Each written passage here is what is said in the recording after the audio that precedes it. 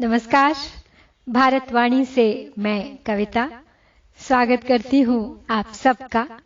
राष्ट्रकवि मैथिली शरण गुप्त रचित उनके प्रथम प्रतिनिधि खंड काव्य भारत भारती पर आधारित मेरी इस श्रृंखला की 53वीं कड़ी में गुप्त जी के वर्तमान का अध्याय है और हम देख रहे हैं भारतीय संस्कृति के पतन की ओर निरंतर बढ़ते कदम।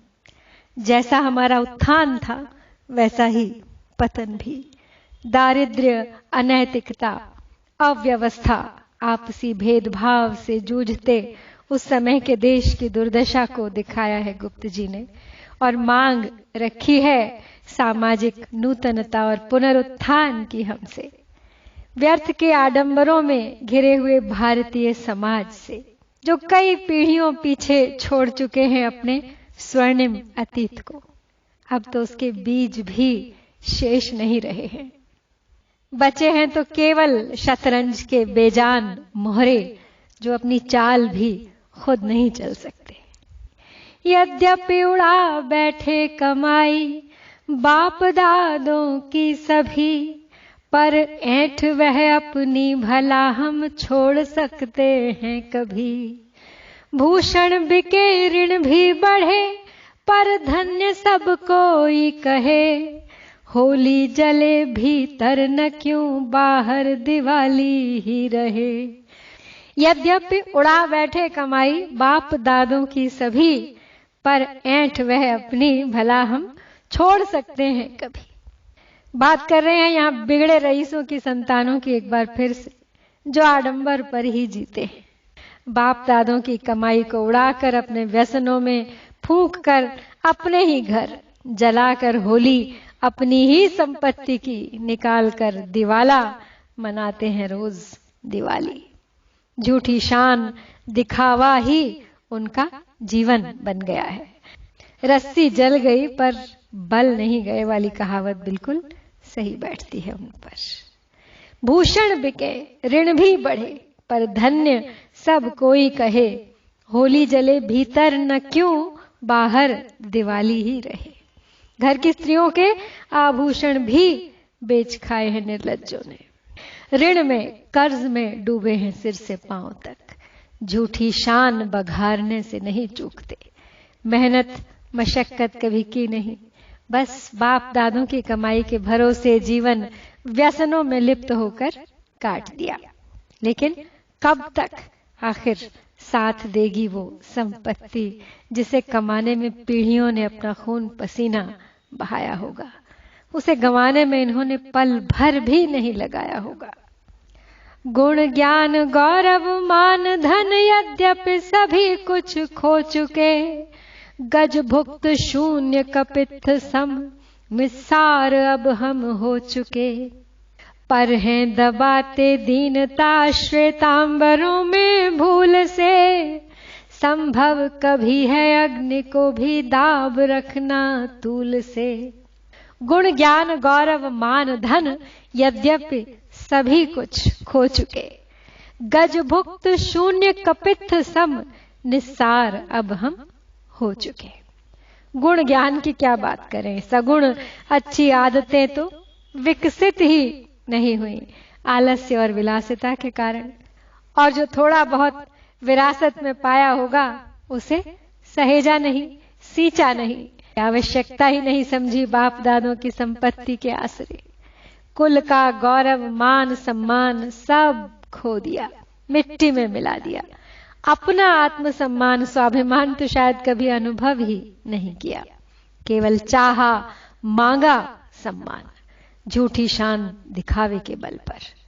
लेकिन सब कुछ लुटा कर भी ये विवेक शून्य संभले नहीं, अर्थात ऊपर का आडंबर पात्र मात्र बनकर रह गए हैं और भीतर से सब ओर से खोखले हैं। यहाँ पे देखिए कवि ने जो उदाहरण दिया है, गज भुक्त शून्य कपित्थ सम निस्सार होना। तो गज भुक्त कपित्थ अर्थात हाथी द्वारा खाया हुआ कैथा। कैथा एक फल होता है जो ऊपर से बहुत सख्त होता है पत्थर की तरह। इसे वुड एप्पल या मंकी फ्रूट भी कहा जाता है। तो हाथी जब इसे खाता है तो पूरा का पूरा निगल जाता है और वो फिर उसके भीतर से ज्यों का त्यों बाहर भी आ जाता है, कै या उल्टी के रास्ते या फिर लीद के साथ। तो भीतर भीतर तो वो निस्सार शून्य का शून्य रह जाता है, कुछ नहीं लगता उसके शरीर को, उसमें से कोई तत्व नहीं जाता शरीर में। वैसे कपित्थ यानी कैथा बहुत ही लाभकारी होता है, गुणकारी होता है, बहुत से रोगों का निदान करता है, स्वास्थ्यवर्धक होता है, यदि उसे सही तरीके से खाया जाए, उसका सेवन सही तरीके से हो, निगलने से नहीं। उसी प्रकार धन संपत्ति से व्यक्ति जीवन के सब सुख सम्मान अर्जित कर सकता है, किंतु तभी जब लक्ष्मी का सदुपयोग हो, उसमें वृद्धि की जाए, तो वो और फलती फूलती है कर्मों के प्रताप से। लेकिन पाप कर्म से तो सोना भी लोहा हो जाता है। पर है दबाते दीनता श्वेतांबरों में भूल से, संभव कभी है अग्नि को भी दाब रखना तूल से। तो कहते हैं गुप्त जी, लेकिन अपनी उस दीनहीनता को, अकर्मठता को, अपनी काली करतूतों को, अपने दागदार जीवन को दबाकर ढककर रखना चाहते हैं सफेद चादर के पीछे, श्वेतांबरों के पीछे, अपने सफेद बेदाग लिबास के पीछे। लेकिन नहीं जानते हैं कि अग्नि को दबाए रखना अधिक समय तक संभव नहीं है। एक छोटा सा झोंका काफी है उसे तूल देने के लिए, उसे फैलाने बढ़ाने के लिए। जो व्यक्ति तत्वहीन है, जिसमें आत्मबल, गुण व ज्ञान का सर्वथा अभाव है, उसके पास धन तो टिक ही नहीं सकता, और गौरव व मान की प्राप्ति हो उसे दीर्घ काल तक, ऐसा संभव ही नहीं। उसका असली रूप एक न एक दिन सामने आ ही जाता है। दबती कहीं आडंबरों से बहुत दिन तक दीनता, मिलता नहीं फिर कर्ज भी होती यहाँ तक हीनता। उद्योग तो हम क्या करेंगे जो अपव्यय कर रहे, पर हाँ हमारे हाथ से है दीन दुर्बल मर रहे।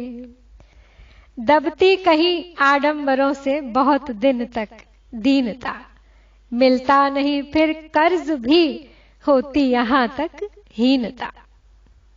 सब आडंबर क्षणिक हैं, अस्थाई हैं, शाश्वत तो केवल गुण होते हैं। लाख पर्दों में छिपाएं, लेकिन वास्तविकता तो सामने आकर ही रहती है एक दिन। जब तक झूठा दिखावा बना रहता है, कर्ज भी मिलता रहता है, लेकिन असलियत सामने आने पर तो फिर कोई दो कौड़ी भी देने को तैयार नहीं होता। उद्योग तो हम क्या करेंगे जो अपव्यय कर रहे, पर हाँ हमारे हाथ से हैं दीन दुर्बल मर रहे। उद्योग कौन करता है? जिसके पास सोचने समझने की शक्ति हो, जिसके पास जानकारी हो, विषयक ज्ञान हो, निवेश करने के लिए धनराशि हो। तो ये ज्ञान गुणहीन, विवेक शून्य, धनहीन भला क्या उद्योग करेंगे? अपनी विलासिता पर ही सब अपव्यय कर बैठे जो फिजूल खर्ची, वो अकर्मठ, उनका उत्थान असंभव है। कितने ही दीन दुर्बलों का खून है उनके सिर पर। गरीबों का हक, उनका अधिकार मार कर ही तो अपनी झूठी शान बरकरार रख पाते हैं ये। अब आए तो है घट गई, पर व्यय हमारा बढ़ गया, तिस पर विदेशी सभ्यता का भूत हम पर चढ़ गया। ऋण भार दिन दिन बढ़ रहा है, दब रहे हैं हम यहाँ, देना जिन्हें हो कुछ नहीं भी पास उनके है कहाँ। अब आए तो है घट गई, पर व्यय हमारा बढ़ गया, तिस पर विदेशी सभ्यता का भूत हम पर चढ़ गया।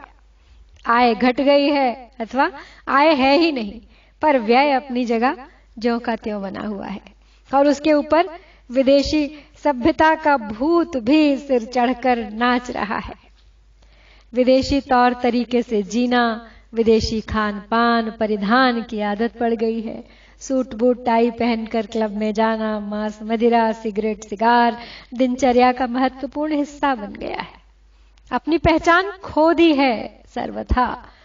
अंग्रेज बनने की होड़ में भारतीय भी नहीं रहे हैं हम, तो कैसे समझेंगे भारतीय संस्कृति के मूल्यों को।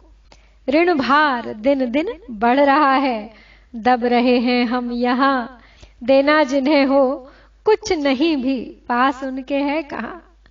बस दिनों दिन ऋण के बोझ तले दबते जाते हैं, जिसे चुकाने की क्षमता अब नहीं उनमें। निज पूर्वजों का हास्य करना है हमारा खेल सा, लगता हृदय में मेल हमको अति भयंकर शेल सा।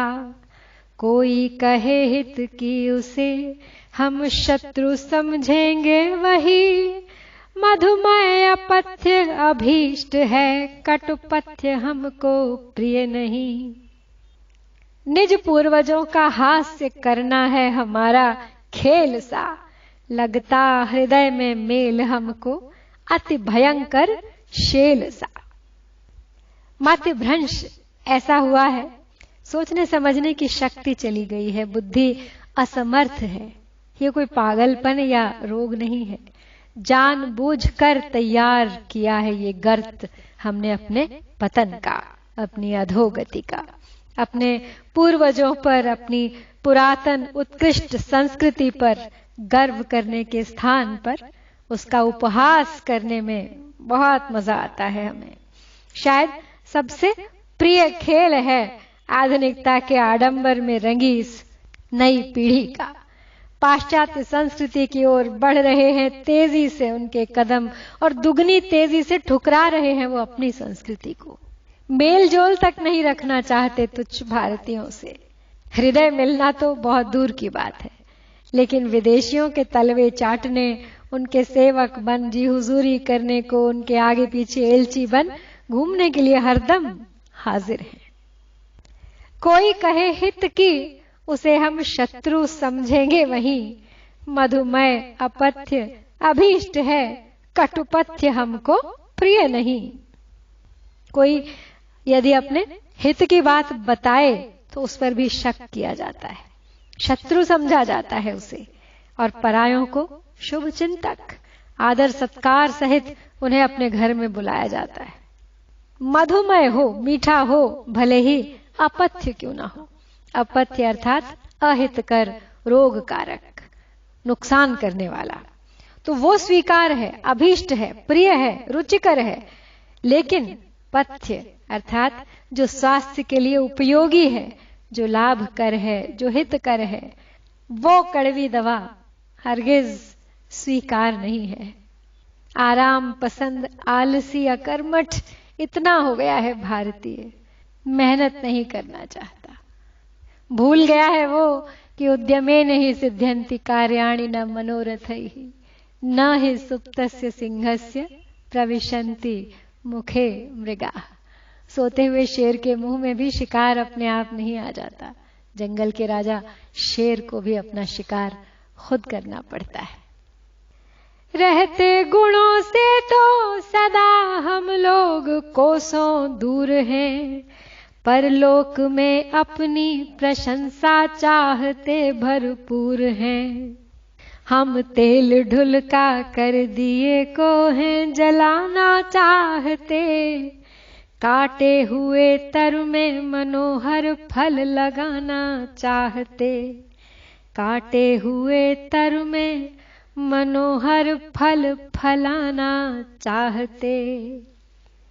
रहते गुणों से तो सदा हम लोग कोसों दूर हैं, परलोक में अपनी प्रशंसा चाहते भरपूर हैं।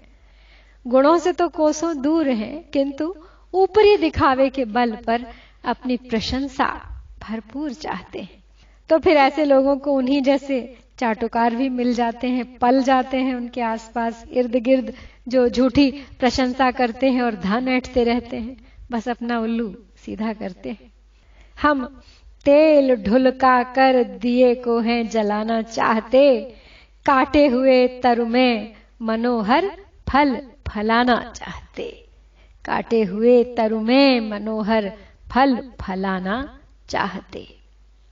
एक दिए को जलने के लिए तेल तो चाहिए, जिसके कारण वो अपने चारों ओर प्रकाश फैलाता है। लेकिन जब हम उस तेल को ढुलका कर दिए को जलाना चाहें तो क्या होगा? बाती खुद जल जाएगी और फिर थोड़ी देर में बुझ जाएगी। बस यही हाल है। खुद बाती तो हैं, पर गुण ज्ञान धन लक्ष्मी की कृपा का तेल नहीं संचित किया है, जिससे कि अपने नाम को अपनी शक्ति के बल पर, अपनी सामर्थ्य के बल पर रोशन कर सके। फल प्राप्त करने के लिए एक पेड़ को सींचना पड़ता है, मेहनत के, पसीने के, खाद से, हवा से, पानी से। लेकिन सींचना पोषित करना तो दूर, जब काट ही दिया जाए वो फल देने वाला पेड़, तो भला बचा कुचा ठूंठ क्या फल देगा?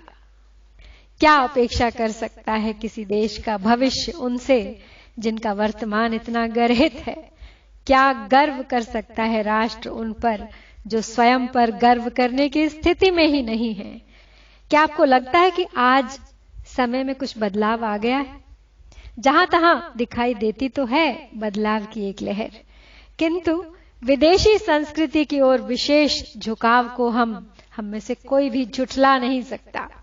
आवश्यकता तो यही है समय की कि हम भारतीय संस्कृति पर गर्व करें, उसी से अपनी पहचान बनाएं। इस दिशा में ये एक छोटा सा प्रयास है मेरा, जिसका परिणाम है कि मैं भारतीय साहित्य के इन सुनहरे पन्नों को फिर से खोल रही हूं आपके लिए, और खोलती रहूंगी। लेकिन आज यही विश्राम लेते हैं। शीघ्र लौटूंगी अगली कड़ी के साथ। प्रतीक्षा कीजिएगा, बने रहिए इस यात्रा में मेरे साथ अंत तक। लेकिन चलने से पहले एक बार आज के पढ़े पद पुनः दोहरा लेते हैं। यद्यपि उड़ा बैठे कमाई बाप दादों की सभी, पर ऐंठ वह अपनी भला हम छोड़ सकते हैं कभी। भूषण बिके ऋण भी बढ़े, पर धन्य सब कोई कहे। होली जले भीतर न क्यों बाहर दिवाली ही रहे। गुण ज्ञान गौरव मान धन यद्यपि सभी कुछ खो चुके। गज भुक्त शून्य कपित्थ सम मिसार अब हम हो चुके। पर हैं दबाते दीनता श्वेतांबरों में भूल से। संभव कभी है अग्नि को भी दाब रखना तूल से। दबती कहीं आडंबरों से बहुत दिन तक दीनता। मिलता नहीं फिर कर्ज भी होती यहाँ तक हीनता। उद्योग तो हम क्या करेंगे जो अपव्यय कर रहे। पर हाँ हमारे हाथ से है दीन दुर्बल मर रहे। अब आय तो है घट गई पर व्यय हमारा बढ़ गया। तिस पर विदेशी सभ्यता का भूत हम पर चढ़ गया। ऋण भार दिन दिन बढ़ रहा है। दब रहे हैं हम यहाँ। देना जिन्हें हो कुछ नहीं भी पास उनके है कहाँ। निज पूर्वजों का हास्य करना है हमारा खेल सा। लगता हृदय में मेल हमको अति भयंकर शेल सा। कोई कहे हित की उसे हम शत्रु समझेंगे वही। मधुमय अपथ्य अभीष्ट है कटुपथ्य हमको प्रिय नहीं। रहते गुणों से तो सदा हम लोग कोसों दूर हैं। परलोक में अपनी प्रशंसा चाहते भरपूर हैं। हम तेल ढुलका कर दिए को हैं जलाना चाहते। काटे हुए तर में मनोहर फल लगाना चाहते। काटे हुए तर में मनोहर फल फलाना चाहते। जय भारत, जय भारती।